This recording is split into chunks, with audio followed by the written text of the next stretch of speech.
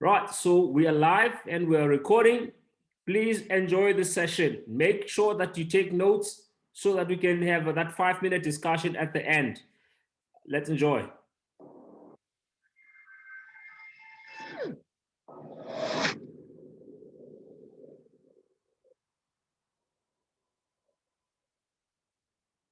All right, I'm speeding. Speeding. 5, 4, 3, 2, 1. The world is changing faster than ever. What used to take decades is now taking years or even months. What you see right now is the illusion that people have had for many decades about the workplace being this secure place to work the rest of your life. For the first time in the history of our nation, our children will not do as well as us. We've seen our friends get laid off. We've been laid off. We've had our pay cut. People are overworked and underpaid. They seem to have less time and less freedom. They live under constant pressure. This is going to be forced. And so even if your employer loves you, you may have to cut you. There's something wrong that on Monday morning, the heart attack rate increases by 35%. Technology is accelerating, job security is declining. It just doesn't seem like the old models of making a living are as reliable as they used to be. Every aspect of our lives, there's a better way out there, but we're still doing it the old way. We live in the greatest country on the planet, and there are a lot of people sitting around complaining and being cynical. Like everyone's whining about this old model, and I'm like, why don't you leave it? Look at all this over here. Look at all this opportunity. Since so much of our lives revolve around our work and the way we make our living, many people are thinking there just has to be a better way. The biggest challenge facing our world today is not making money, is what are we going to do with all the displaced unemployed people? People are afraid that they're going to make the wrong decision. People are afraid of the unknown. People are afraid that maybe I don't have the skills. Hey, sports fans. Industrial age is over. It's dead. It's dying. That's why going to school to get a job is an obsolete idea. A steady paycheck is an industrial age idea.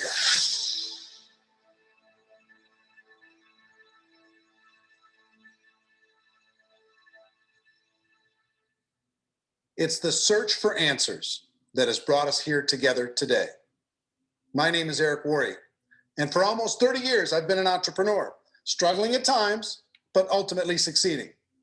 As a best-selling author, speaker, and business owner, I've spent my entire career helping millions of people around the world to become entrepreneurs. And I believe strongly that there is, in fact, a better way when it comes to how we make a living. The career landscape has changed dramatically, and many are still working in a model that is completely out of date. What worked for previous generations isn't working as well for people today. In this film, we're going to explore 3 important questions. First, what's really going on in our working world today? Second, in this new economy, is it better to become an entrepreneur, or is it safer to work for someone else? And third, if a person decides to become an entrepreneur and start their own business, how can they do it without taking on massive risk? To help in this journey, I've brought together some of the greatest experts and thought leaders in the field of entrepreneurship to share the real facts with you. My intention is to give you new information that will allow you to make choices that are not limited by an old, outdated model. Let's start by understanding what's going on in our working world today.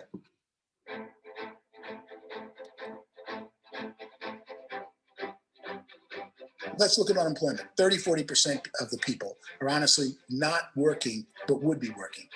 What our government does is if you haven't found a job in 6 months, we don't call you unemployed. We pretend you dropped out of the labor force. I've often said that unemployment, particularly structural unemployment, that's unemployment due to technological changes, is the first sign of economic growth. Think of it, 10 people live on an island. They go out every day and fish. One day, new technology shows up. A missionary brings them a net. Now, using the net, one pilots the boat, one throws the net. 2 fishermen can do all the work 10 used to. That's a 500% increase in productivity, 2 doing the work of 10, in one day. You don't have to learn a lot to learn how to throw a net instead of throw a fishing line. The island's got a big problem, 80% unemployment. But the island still has all the wealth of the fish because the 2 people produce as much fish as 10 did. Now, of course, looking back in history, these changes used to take thousands of years. And during that time, we went into farming and transportation. Some of us became doctors and some teachers and lawyers, and we developed all these new professions and new manufacturing jobs. Today, these changes are occurring literally in one day when a new technological advance occurs, and we don't have the social structures to deal with it or to retrain the unemployed people. So one of the things that I think is interesting as I travel across the country and really travel around the world is the way that we work and the way we get paid for work is changing pretty dramatically. On a global basis, everything is being turned upside down because of the rapidly advancing technologies. They are eliminating many jobs, and we have been left with many people not prepared for the jobs that exist. A lot of demand in public companies was to squeeze out all the fat and to get just as much margin as we possibly could. And fat equals humans. So this idea of job security and information age is so obsolete, but it's still taught inside our school system. And that's where the problem starts. There's no financial education in the school system, and people are still trained to be employees, work for that paycheck. This is a chart on the middle class. What's happening in the middle class, those that went to school, their incomes have been coming down for years. And parents still say to their kids, go to school, get a job. Now, what happens to all those middle class people who are dropping off the ends of the chart? Well, they become what's called working poor. And this is what happens to working poor. But they say poverty is ending. Well, poverty may be ending, but working poverty is going up. And this is food stamp usage.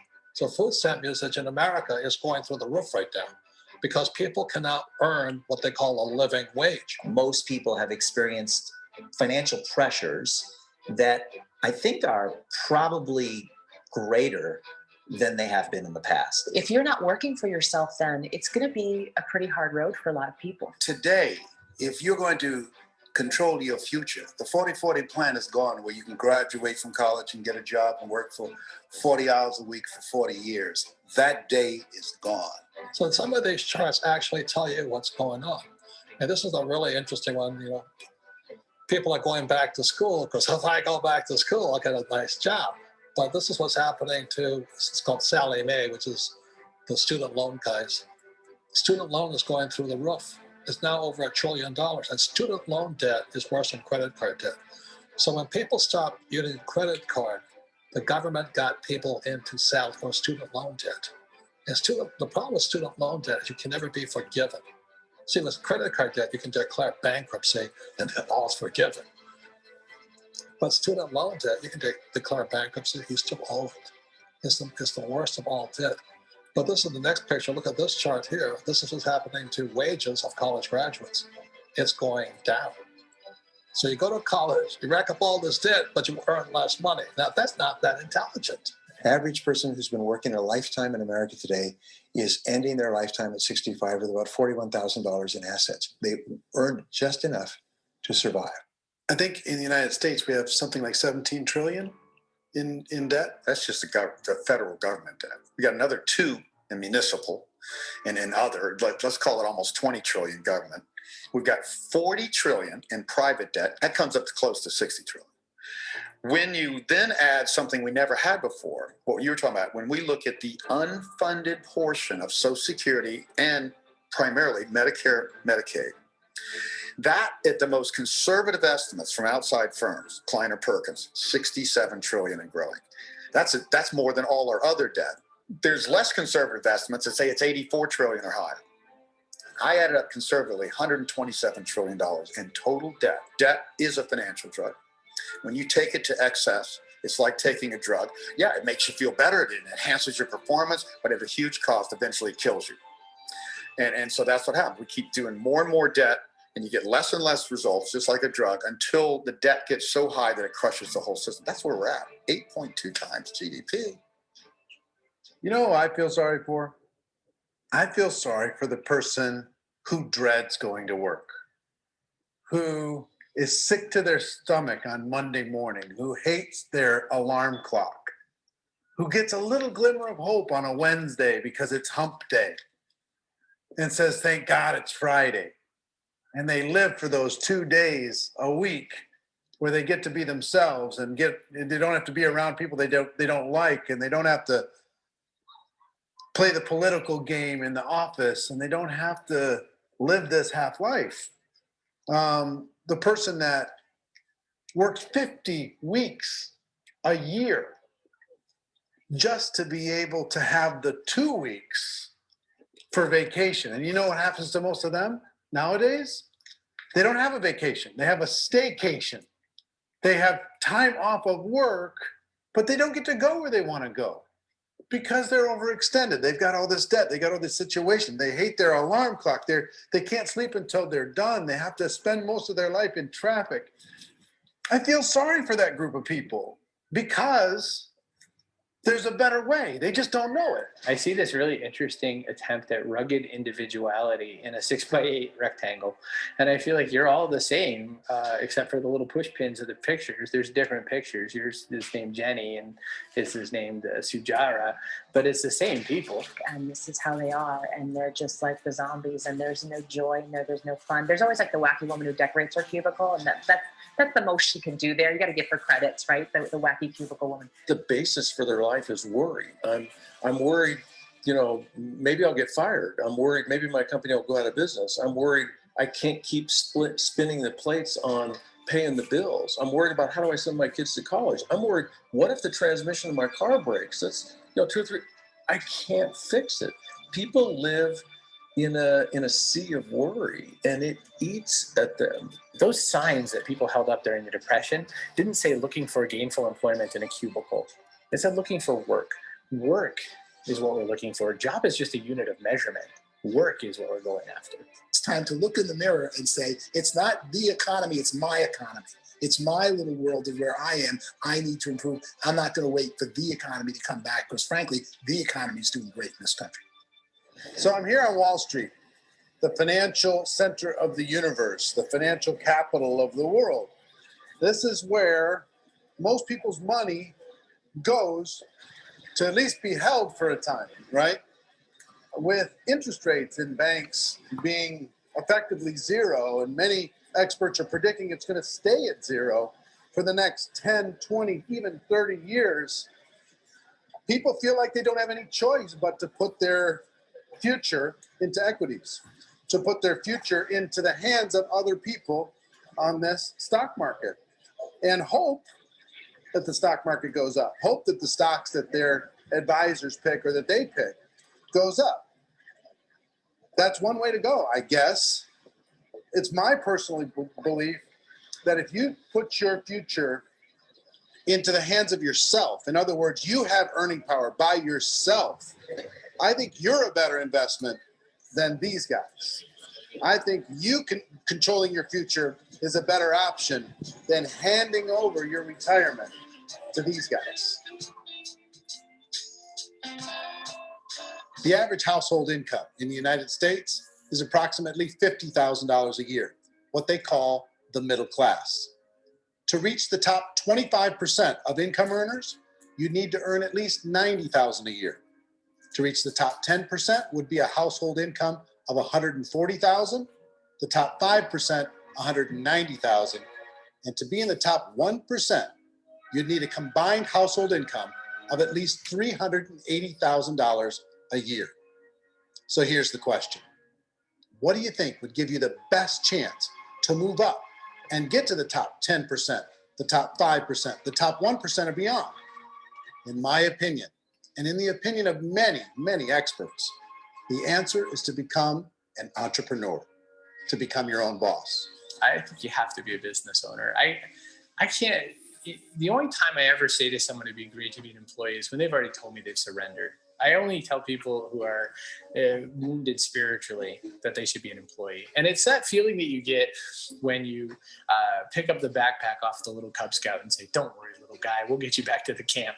It is in no way a kindness when I tell someone they'd be a great employee. The other status symbol really increasingly is lifestyle. People can own their own business, maybe even work out of their house. That I tell you, people admire that. Like, gosh, I wish I could do that. The spirit of the entrepreneur is to be a risk taker and to be resourceful and unstoppable and to have a vision of yourself beyond where you are and not willing to settle for life as it is. Think about the great entrepreneurs. They're visionary.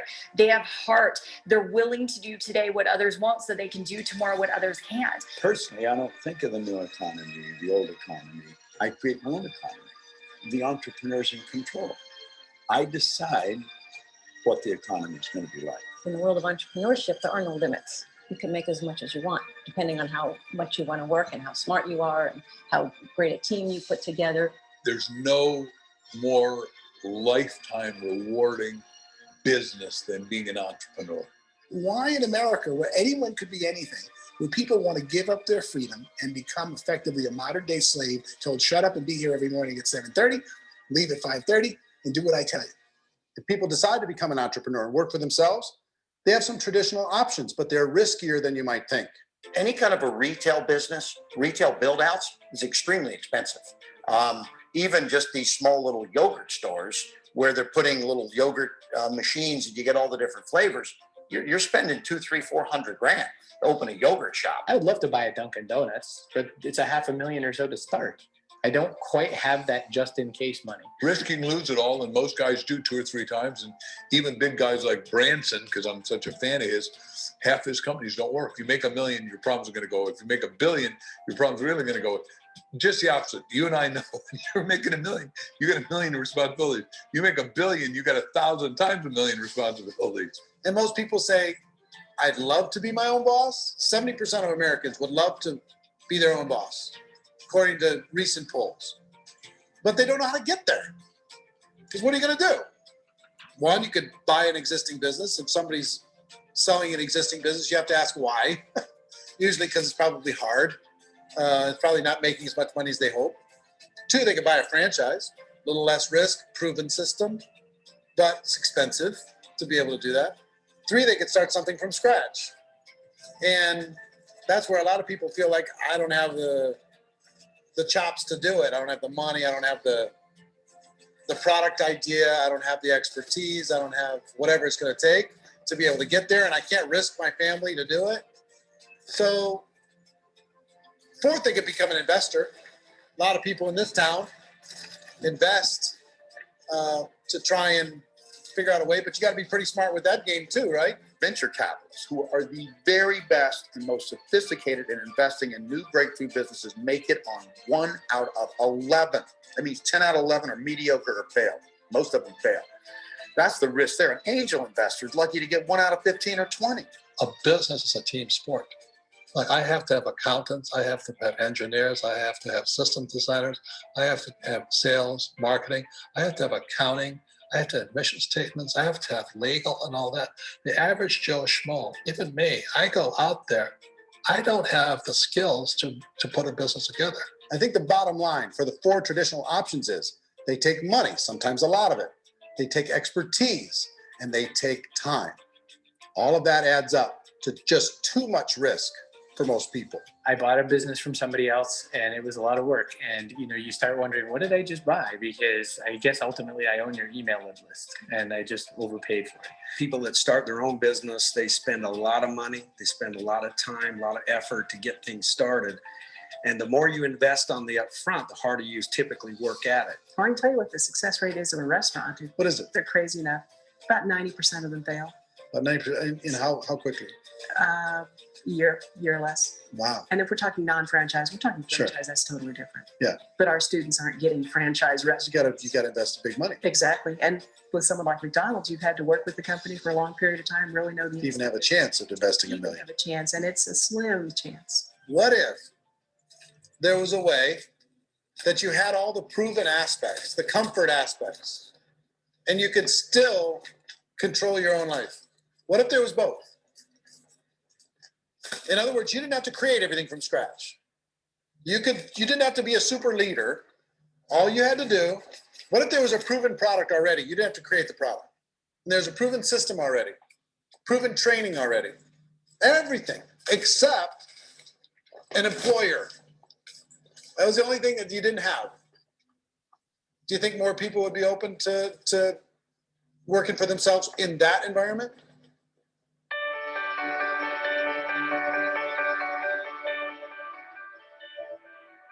In our search for a better way to make a living, we've come to the conclusion that becoming an entrepreneur is actually safer than being an employee.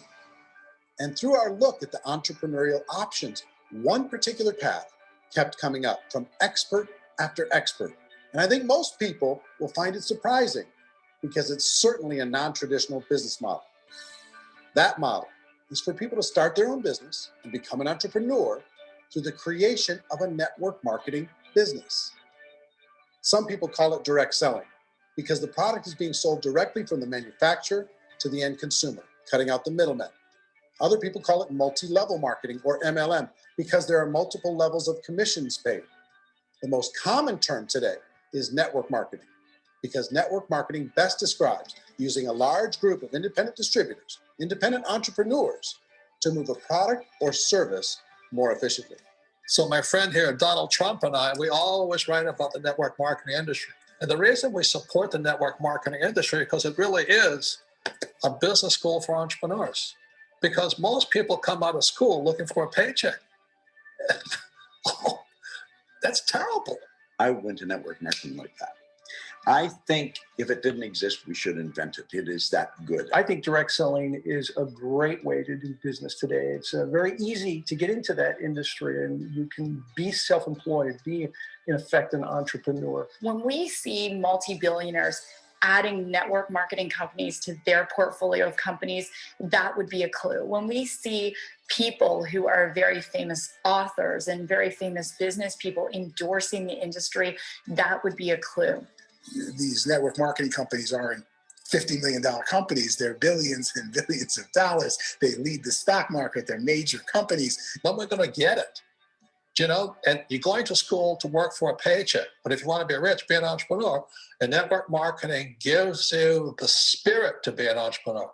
A traditional company will spend up to 50% of their total revenue on marketing. Network marketing companies use a different approach.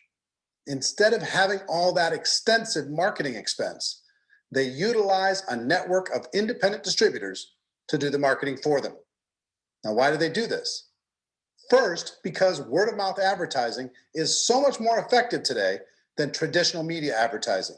Second, some products need to be explained or demonstrated, and an independent salesperson can do that more effectively than an ad campaign.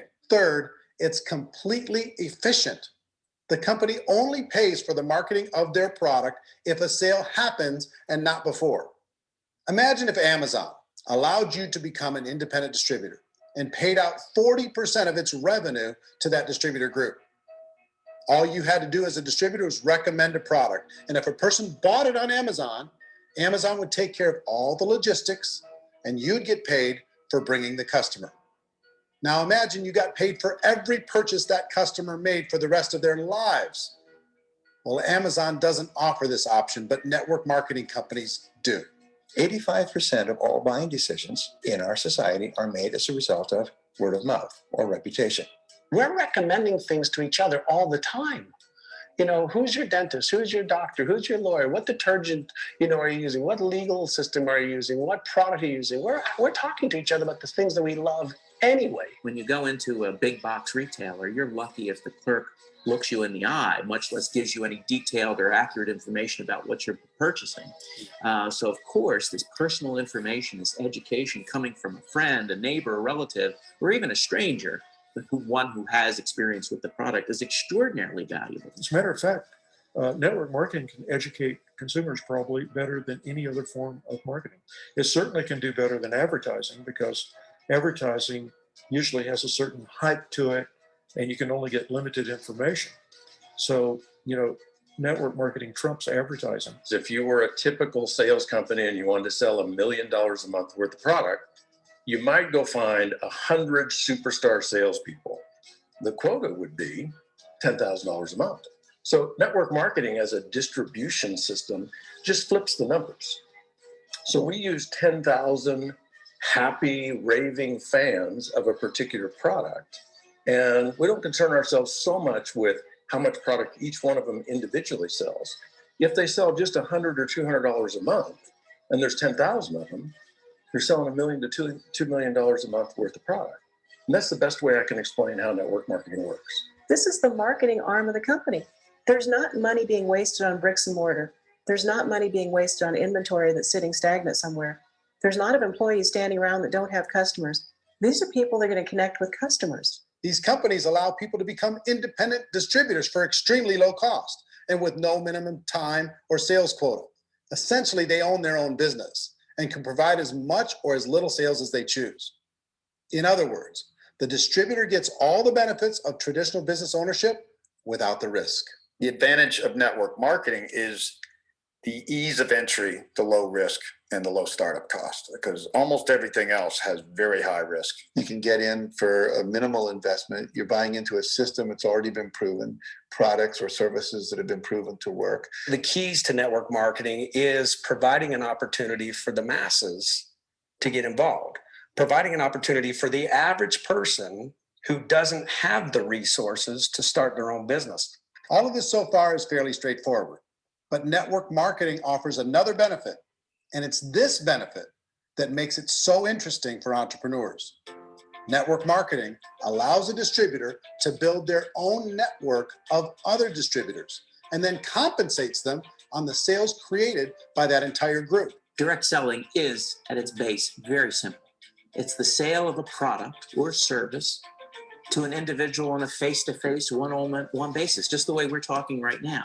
But there's an important element as well, and that's the offering in conjunction with that sale of product, the offering of an opportunity for someone to make something of themselves. No matter what your social status is, no matter what language that you speak, I mean, look how many unbelievable people are becoming successful that speak every kind of language out there. What an awesome gift to give the world. Instead of having to work your way up in a system and prove that you could be a sales manager, they just decided everybody can be a sales manager. Everybody gets to build a sales team from day one. And so what that brought into the system of growth as a direct selling company is the concept of compounding or geometric progression. Because now you can actually grow a sales force very quickly because everybody is enrolling people in their own sales force. People who are like, oh, this is weird, I'm building a sales team. Or what do you think you do at a regular company? How do you think a regular company works? Network marketing is the only industry that doesn't say your past determines your future. It looks at your past and says, okay, now what can we train you to do so you can have a great future? Every other employer out there wants to exploit you for what you already know, not teach you something new. Network marketing has the potential to save the United States and the world because it's going to teach people not to be employees, but to be entrepreneurs.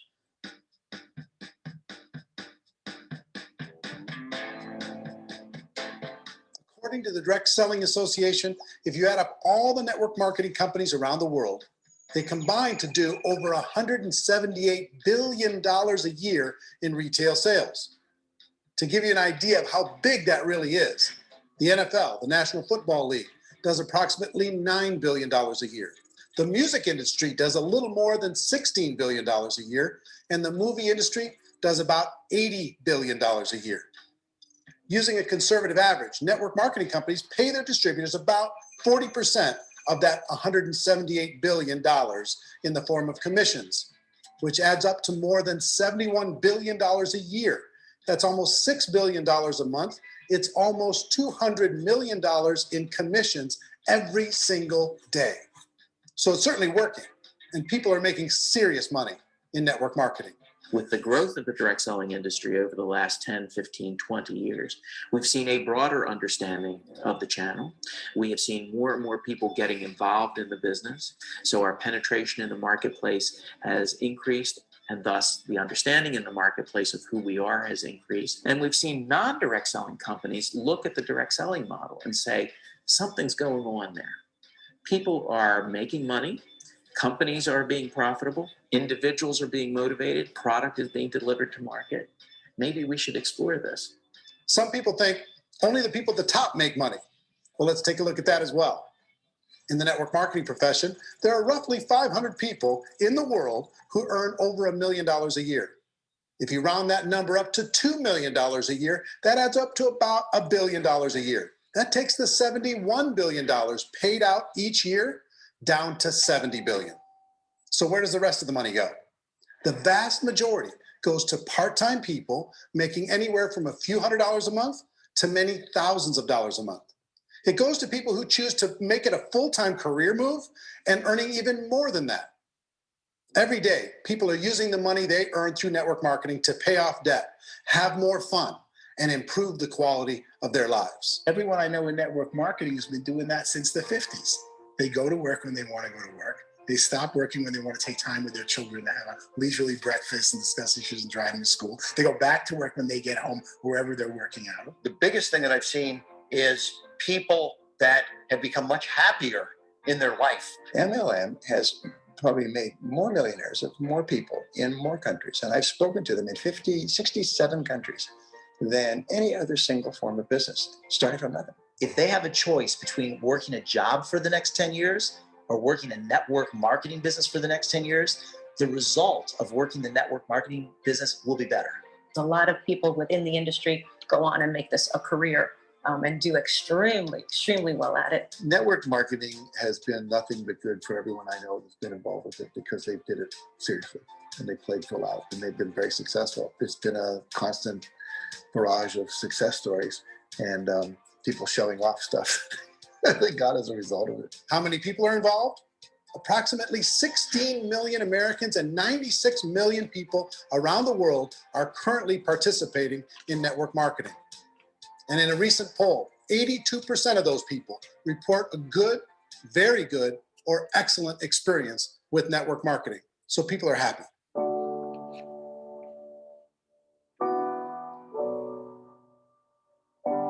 So I've taken a look at the network marketing profession and really tried to understand why so many people are confused as to the validity of this as a business.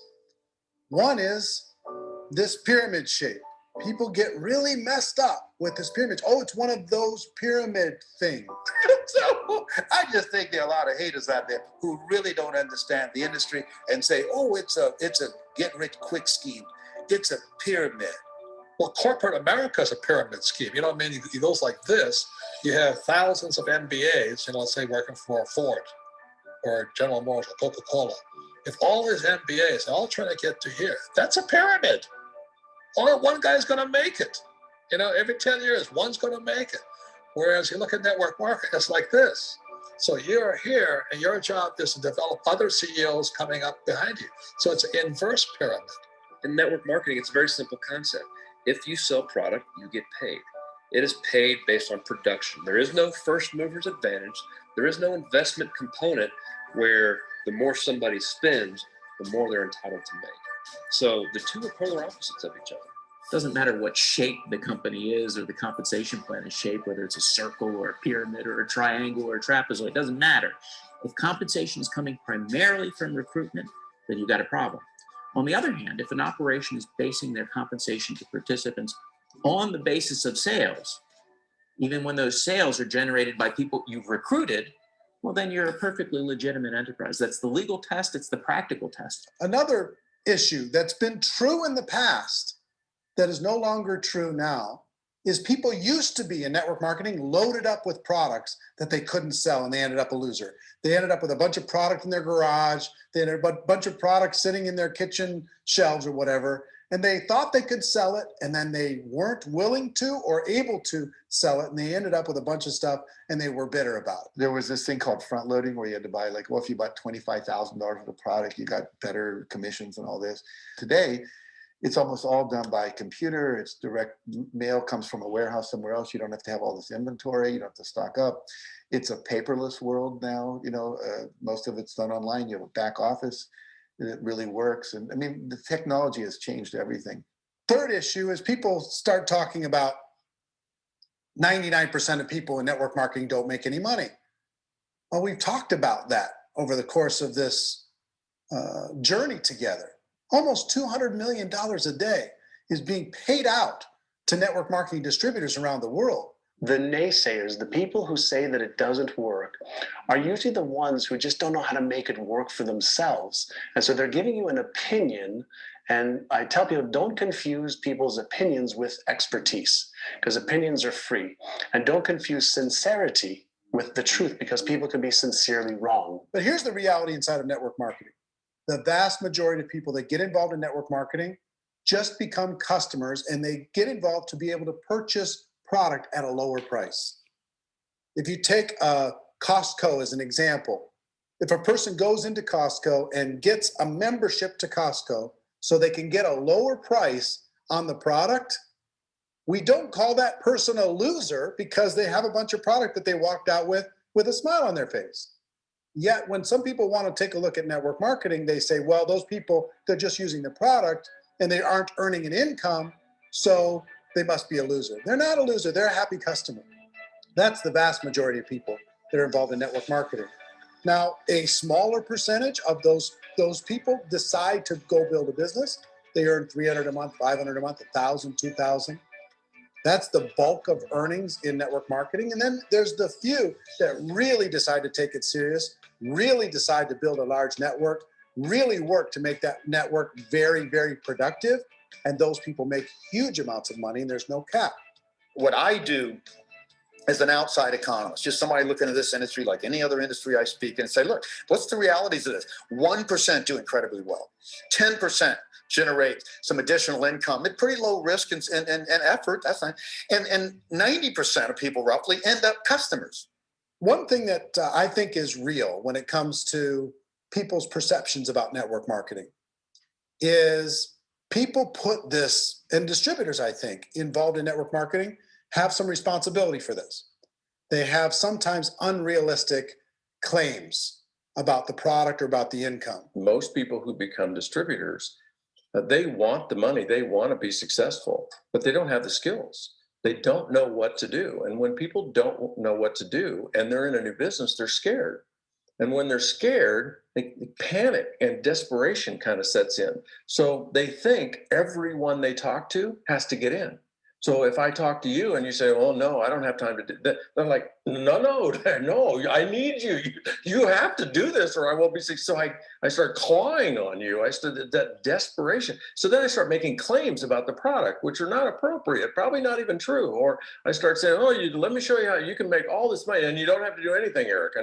And so you just totally misrepresent the opportunity, and you're clingy with people because you think you need everybody to be successful, and you don't. You know, one of the messages that I try to deliver most forcefully to companies as well as salespeople in direct selling is that you don't have to overpromise.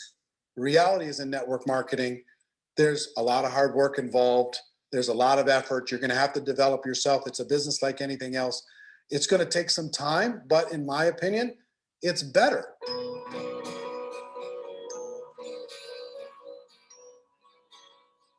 It's light years better for people starting today than it was even 5 years ago. I think it's more widely accepted now, and people understand it is a business. It is being an entrepreneur. It is being a business owner. Our belief system is based upon our evaluation of something. And frequently, if we reevaluate a situation, our belief about that situation will change. The industry has changed and it's grown up. It's totally transformed. You've got young people today that have grown up with social media, and they understand networks. They understand how people are connected through technology, and they understand how money flows through those networks. So when they see network marketing, they don't see it the way their parents saw it. And we've all learned, the larger industry that you represent has all learned from those mistakes and flaws and errors that have happened early on. Early algorithms didn't work the right way. That's all fixed. It's like when they design a computer program, they design the program, then they run it, and then they go back through and they debug it. The MLM industry has been debugged. This is the day of being virtual, being able to run a business from your mobile phone. I mean, it's incredible. Companies are getting smarter. They're implementing more consumer protections. They're implementing more compliance training. They're doing more with respect to product research. If you do get involved and you make purchases of inventory, even on a voluntary basis, if you decide that this business is not for you, you can leave and have that inventory repurchased by the company. There's no other business that offers that kind of protection on a voluntary, self-regulatory basis.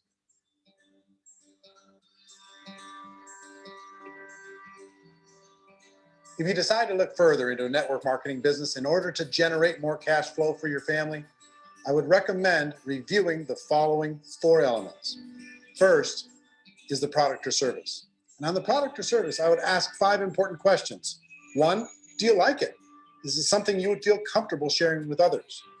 2, is there a recognized need in the marketplace? It's hard to create a need if one isn't naturally there. 3rd, does the product meet that need? Does it solve a legitimate problem for consumers? And 4th, is it priced to sell?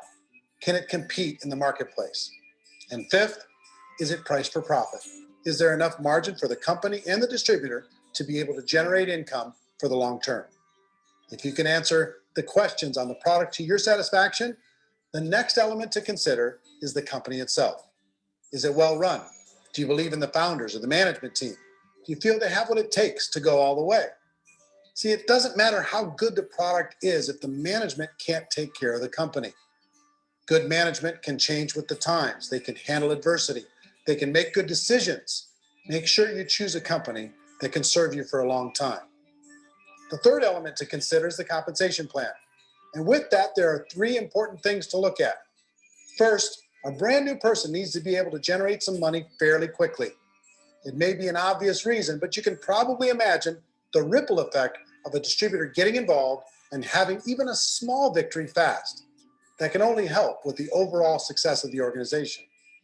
Second, a person should be able to develop a moderate part-time income in a reasonable period of time. As they develop their network and as their sales grow, they should be able to enjoy more benefits. And third, for the people who are really serious, for those who decide to really go pro in the network marketing profession, there should be the possibility to make a serious full-time income if they work hard and are committed to developing their skills. If you're comfortable with the product, the company, and the compensation plan, the last thing you should look at is the support that will be made available to you. Does the company have a website? Does it have a solid online reporting tool? Do they have comprehensive training available? Do they host events to help you build your business? If you decide to do this, what kind of a support system can you plug into? Choosing a network marketing company is a personal decision. But evaluating the 4 elements of product, company, compensation plan, and support is a great place to start. Is the company promising that you're going to get rich quick or that you can make a lot of money without a lot of effort? That's a red flag. Is there a product that you really believe in that you think can be sold? Or are you being told by salespeople or the person who's trying to recruit you or by the company itself that don't worry about the product? All you have to do is recruit other people into the business. Red flag, warning sign. If you're hearing that, take a second or even a third look. Get to know the customers, the products, the business, have some success, and see where the opportunities might take you to move up in the organization. You want to find out how concerned are they about my education, my training, and my development? Is there a space for me to grow? Most important question. And learn everything that you can about the product. Make sure it's something that you believe in, and learn everything you can about the industry and work that system. You have to be very passionate about whatever that company is doing. I would get involved. You can always test drive anything, the product, the service, the community, and then lean into it a bit. If it feels good, then lean into it a lot. Behind me is the Lincoln Memorial. And this is a place where Martin Luther King Jr. had his famous "I Have a Dream" speech. And at that speech, he talked about his dream for equality for everyone around the world. And that's a noble dream. But I think more people need to remember what it was like when they were kids and the dream was still alive in them, before it got beaten out of them by reality, by this paycheck, by these responsibilities, and by having to live for this job to pay the bills. I think people need to remember that, go back to that. Once they know that there's a better way, I think their future is going to be much brighter. They can live a better life.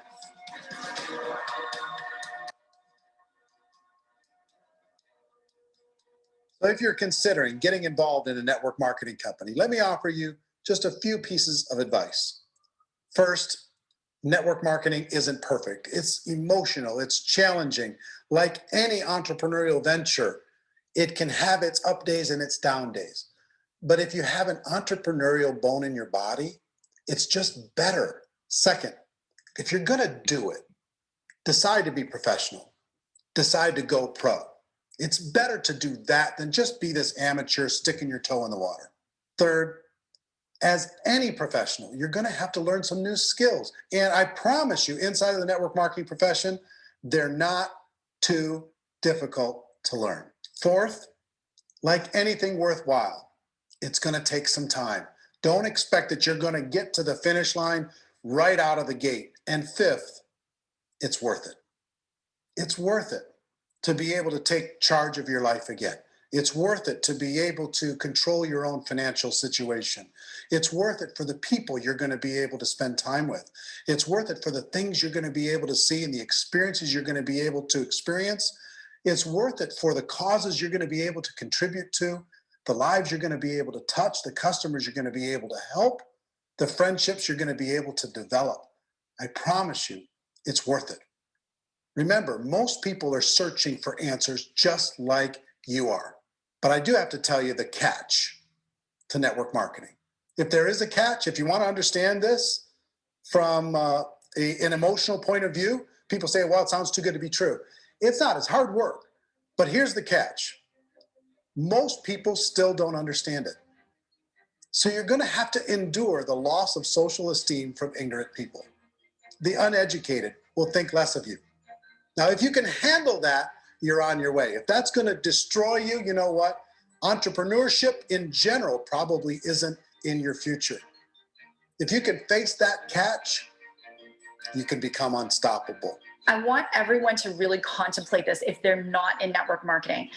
You're in a job, you probably have a mortgage, you have rent, you have debt, whatever's going on. You're in a prison. You work just hard enough to keep them from firing you, and they pay you just enough to keep you from quitting. Come on. I've been there, done that, and bought that t-shirt. In network marketing, if you run into failure, it's really just a homework lesson for yourself. There's no one to blame. You really have no excuse not to be successful. You just don't. People don't want to hear that, but there's so much available to you. If you want to be a good network marketer, be a student to the people above you, be a fellow traveler to the people on the same level, and be a teacher to those below, and know when it's appropriate to do rich. People who are not afraid of asking people to buy things, or not afraid of persuading people with the chance they may say no, these people own the future. Nothing happens until something moves. So you got to go move, you got to go do something, or nothing's going to change in your life. In the beginning, you're going to do a lot of things that you don't get paid for. But as you go down the road, you get paid for a lot of things that you don't do. And your job is rehabilitate the spirit, the entrepreneur spirit in all of us. We get it back. You either give it a strong yes or a strong no, but no wishy-washy, dilly-dally stuff in the middle. There's dreams and there are nightmares, but I believe that the biggest nightmare of all is when you don't pursue your dream. You're going to see some monumental growth in this profession. It's an exciting, exciting time to be involved in the network marketing profession. The next 10 years, I see just exponential growth. When that tipping point comes, it's not a matter of asking somebody, have you ever heard about network marketing? You're really asking them, which company are you building your wealth in? We are here to fix the world, to improve relationships with other people, to improve other lives. And the real reward comes as an entrepreneur at any level from teaching somebody something and watching them soar. There is no greater reward.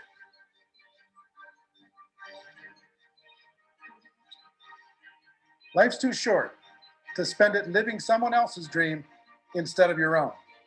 It's too short to spend it living at a fraction of your potential. Can being an entrepreneur be a challenge at times? Sure.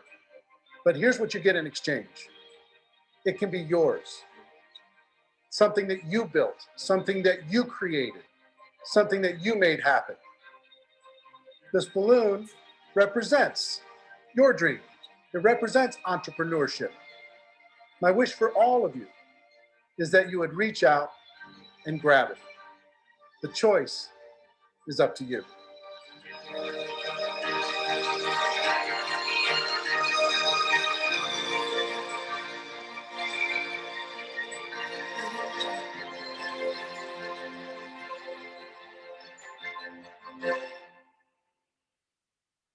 Well, I hope you enjoyed the film, and I hope more than that, you could see the power of being able to use this as a tool to help a prospect understand the value of, one, being an entrepreneur, 2, the value of getting involved in network marketing, and 3, kind of a little bit better understanding of what they're getting involved in.